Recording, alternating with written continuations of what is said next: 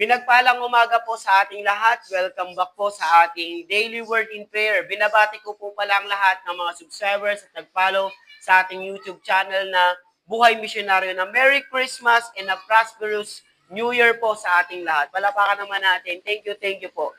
At ngayon po, tayo po ulit ay mag-aral at magnilay-nilay muli ng salita ng Diyos mula po sa Kawikaan 19 to. Sabi po dun sa wikang Tagalog, ang pagnanasa na walang kaalaman ay hindi mabuti, lalo na't ang mga nagmamadali ay nagkakamali ng landas.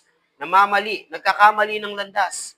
Ulitin ko po, ang pagnanasa na walang kaalaman ay hindi mabuti, lalo na ang mga nagmamadali ay nagkakamali ng landas. Ito naman po yung sabi sa wikat sa English, no, wikang English sa Good News Translation, sabi niya, enthusiasm